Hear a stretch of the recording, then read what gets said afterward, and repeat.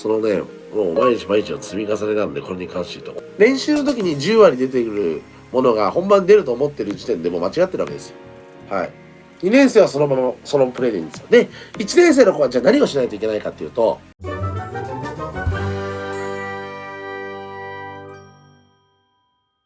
スピードを上げるためには有効な練習法はありますか？そのマックスのスピードの話ですよね。これはもうでも自分の意識でフットワークするなり、ね、ダッシュするなりで、結局さ、ダッシュしてもフットワークしてもさ、そこで 100% のさ、スピードで動いてるかどうかっていうのは本人しかわかんないわけじゃん。これかなり難しいんですよ。なんかの練習をしたら 100% 足が速くなるわけじゃないし、そのね、もう毎日毎日の積み重ねなんで、これに関して言うと。でもね、バドミントンって、コートの広さ決まってるんで、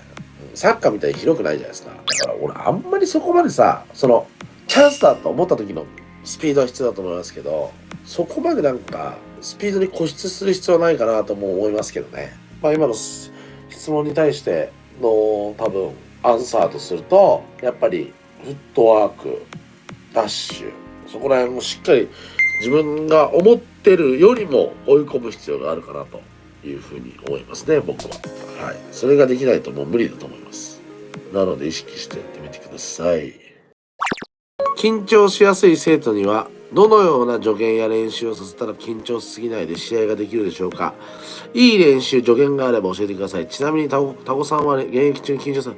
俺は緊張しまくりですよ。内心ビビりまくりです。当時ね。でもそれをね、相手に悟られちゃうとダメなんで、大体のね、試合の内容とかって覚えてるけど、俺大体その試合の入り、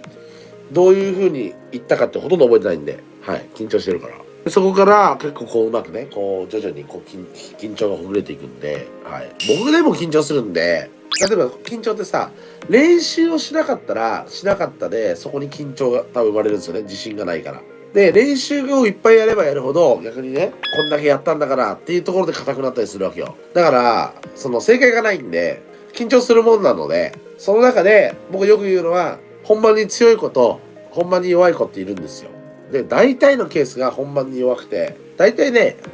練習の時に10割出てくるものが本番に出ると思ってる時点でもう間違ってるわけですよ。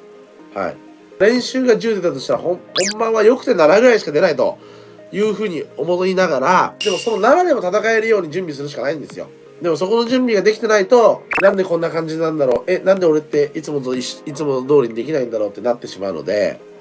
そういうふうなことを言ってあげた方がいいと思いますね。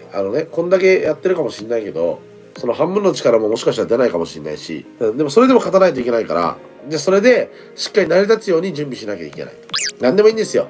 今日一日オフで買い物行きました。本番とか練習とかないかもしれないけど、いつもだと1万円使えますと。でも、本番の試合、例えですよ。本番の試合で言うと5000円しか使えない。5000円でもうまく今日楽しかったなってなるようにしないといけないので、そういうような感覚に近いかなっていうのを思うので、ぜひぜひ参考にしていただければいいかなというふうに思います。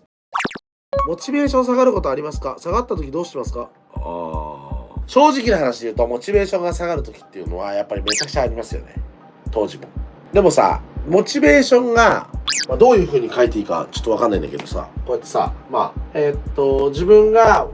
目標がありますね。はい、目標とモチベーションの今話なんですけども、で、目標が例えばこの位置にあって、で、モチベーションが高いってなるとこういう風になりますよね。こういう並行して。でも、結局目標の位置は変わらないわけですよ。でも、今の質問であった時に、下がるってことは上がってるってことなんで、上がったんだけど下がっちゃいました。でも目標はここにあるんでね、最終的にこうならないといけないわけですよ。当たり前ですよね。で、俺が何が言いたいかというと、